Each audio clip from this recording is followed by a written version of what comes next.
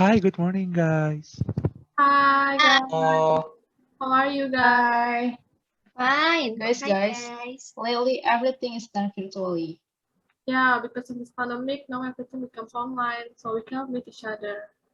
Yes, traveling even is just uncertain and difficult. So, what we want only do everything online now. Have you guys experienced any difficulties in doing presentation virtually? Yes, I find it difficult to learn the subject in my campus, but somehow I really like this way because I don't need to meet many people physically, especially when I'm doing presentation. Yeah, sometimes I got a poor connection during virtual activity, of course. But I think it's more flexible to do remotely, so I can do it anywhere I want. finally, I prefer non-virtual presentation as it doesn't require stable internet connection. So, I'm quite lazy cheapskate and I don't want to spend money on the internet. Agree. Guys, there was a talk that presented by Intel about virtual presentation. Did you guys join the talk? Yeah. No, I actually just watched the recorded version because I didn't have the time to join the talk. Yeah, same as Angel. I watched the recorded version of that webinar. So, what you can learn about it, guys? I'm not so sure because I couldn't hear the speaker voice real well. So, guys, can someone elaborate more about the talk? I heard a bit, but I think they mentioned about 3 trips, but I forgot.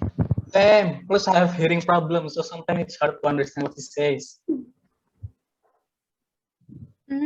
Oh, I learned a lot, especially about the tips and tricks on how to define the content in my next virtual presentation.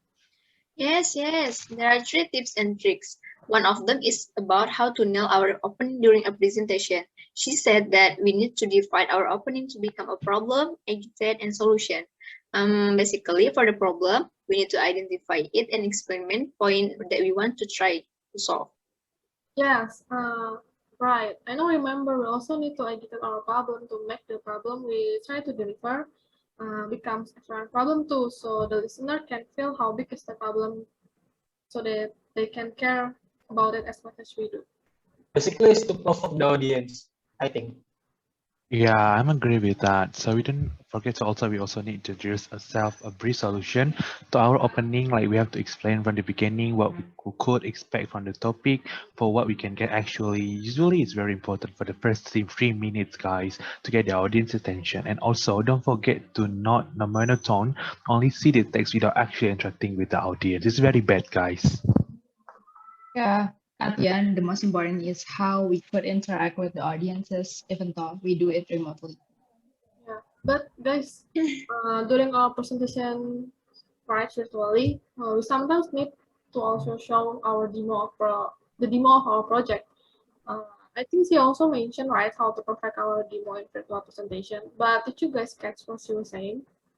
I missed that part actually. Can you guys explain it more?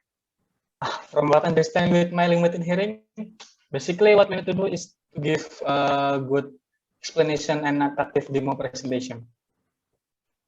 All right.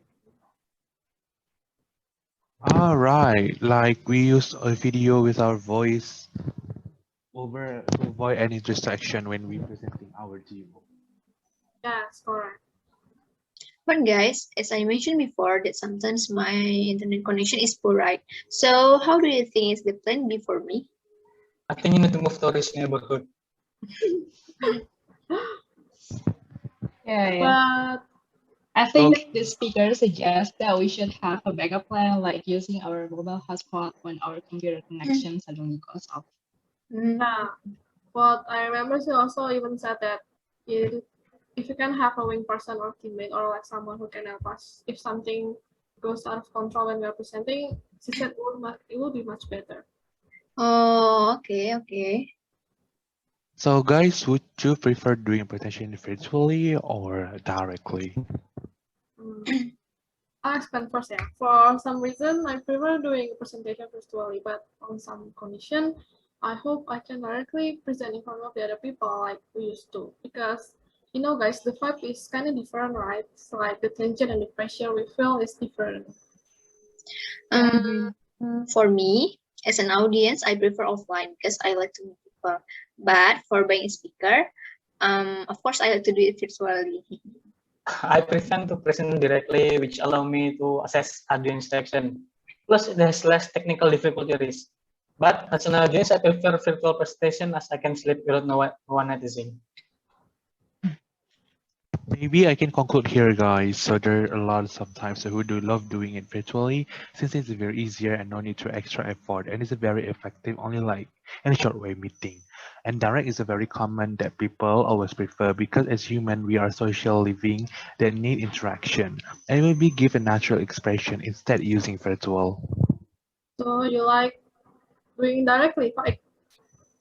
Yes, of course, I really like directly. You can see people. I can tell. I can tell. I can tell. Okay. We can tell. Yeah.